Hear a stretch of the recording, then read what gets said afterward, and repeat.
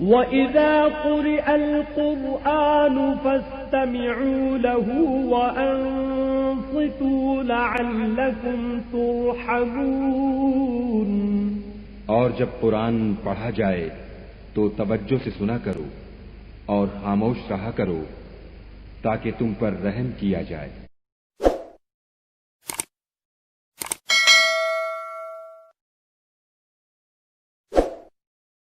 بسم اللہ الرحمن الرحیم۔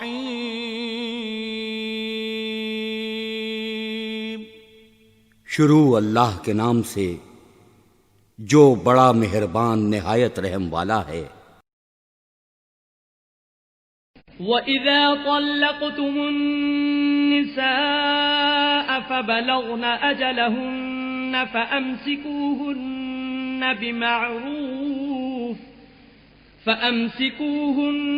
بِمَعْرُوفٍ أَوْ سَرِّحُوهُنَّ بِمَعْرُوفٍ وَلَا تُمْسِكُوهُنَّ ضِرَارًا لِتَعْتَدُوا وَمَنْ يَفْعَلْ ذَلِكَ فَقَدْ ظَلَمَ نَفْسَهُ وَلَا تَتَّخِذُوا آيَاتِ اللَّهِ هُزُوًا وَاذْكُرُوا نِعْمَةَ اللَّهِ عَلَيْكُمْ وما أنزل عليكم من الكتاب والحكمة يعظكم به واتقوا الله واعلموا أن الله بكل شيء عليم۔ اور جب تم عورتوں کو 2 دفعہ طلاق دے چکو اور ان کی عدت پوری ہو جائے تو انہیں یا تو حسن سلوک سے نکاح میں رہنے دو یا بطریق شائستہ رخصت کر دو، اور اس نیت سے ان کو نکاح میں نہ رہنے دینا چاہیے کہ انہیں تکلیف دو اور ان پر زیادتی کرو، اور جو ایسا کرے گا وہ اپنا ہی نقصان کرے گا، اور خدا کے احکام کو ہنسی اور کھیل نہ بناؤ۔ اور خدا نے تم کو جو نعمتیں بخشی ہیں اور تم پر جو کتاب اور دانائی کی باتیں نازل کی ہیں جن سے وہ تمہیں نصیحت فرماتا ہے ان کو یاد کرو اور خدا سے ڈرتے رہو اور جان رکھو کہ خدا ہر چیز سے واقف ہے۔ وَإِذَا طَلَّقْتُمُ النِّسَاءَ فَبَلَغْنَ أَجَلَهُنَّ فَلَا تَعْضُلُوهُنَّ أَن يَنكِحْنَ أَزْوَاجَهُنَّ إِذَا تَرَاضَوْا بَيْنَهُم بِالْمَعْرُوفِ ذَلِكَ يُوعَظُ بِهِ مَن كَانَ مِنكُمْ يُؤْمِنُ بِاللَّهِ وَالْيَوْمِ الْآخِرِ ذَلِكُمْ أَزْكَىٰ لَكُمْ وَأَطْهَرُ وَاللَّهُ يَعْلَمُ وَأَنتُمْ لَا تَعْلَمُونَ۔ اور جب تم عورتوں کو طلاق دے چکو اور ان کی عدت پوری ہو جائے تو ان کو دوسرے شوہروں کے ساتھ جب وہ آپس میں جائز طور پر راضی ہو جائیں نکاح کرنے سے مت روکو۔ اس حکم سے اس شخص کو نصیحت کی جاتی ہے جو تم میں خدا اور روز آخرت پر یقین رکھتا ہے، یہ تمہارے لیے نہایت خوب اور بہت پاکیزگی کی بات ہے، اور خدا جانتا ہے اور تم نہیں جانتے۔ والوالدات يرضعن أولادهن حولين كاملين لمن أراد أن يتم الرضاعة وعلى المولود له رزقهن وكسوتهن بالمعروف لا تكلف نفس إلا وسعها لا تضار والدة بولدها ولا مولود له بولده وعلى الوارث مثل ذلك فإن أرادا فصالا عن تراض منهما وتشاور فلا جناح عليهما وإن أردتم أن تسترضعوا أولادكم فلا جناح عليكم إذا سلمتم ما آتيتم بالمعروف واتقوا الله واعلموا أن الله بما تعملون بصير۔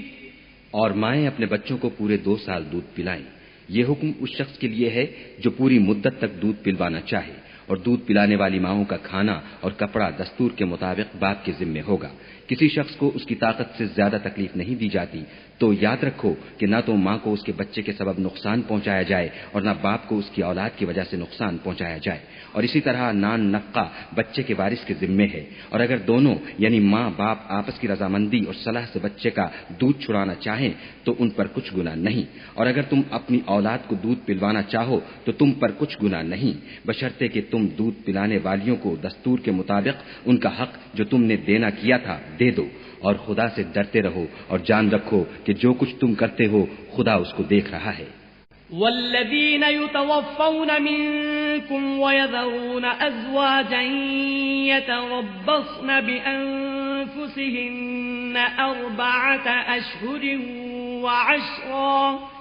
فإذا بلغن أجلهن فلا جناح عليكم فيما فعلن في أنفسهن بالمعروف واللہ بما تعملون خبیر۔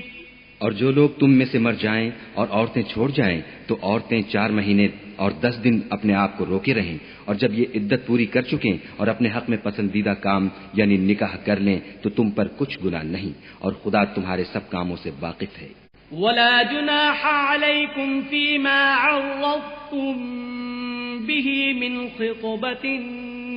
النساء أو أكننتم في أنفسكم علم الله أنكم ستذكرونهن ولكن لا تواعدوهن سرا إلا أن تقولوا قولا معروفا ولا تعزموا عقدة النكاح حتى يبلغ الكتاب أجله واعلموا أن الله يعلم ما في أنفسكم فاحذروه واعلموا أن الله غفور حليم۔ اگر تم کنائے کی باتوں میں عورتوں کو نکاح کا پیغام بھیجو یا نکاح کی خواہش کو اپنے دلوں میں مخفی رکھو تو تم پر کچھ گناہ نہیں، خدا کو معلوم ہے کہ تم ان سے نکاح کا ذکر کرو گے، مگر ایام عدت میں اس کے سوا کہ دستور کے مطابق کوئی بات کہہ دو، پوشیدہ طور پر ان سے قول و قرار نہ کرنا، اور جب تک عدت پوری نہ ہو لے نکاح کا پختہ ارادہ نہ کرنا، اور جان رکھو کہ جو کچھ تمہارے دلوں میں ہے خدا کو سب معلوم ہے، تو اس سے ڈرتے رہو اور جان رکھو کہ خدا بخشنے والا اور حلم والا ہے۔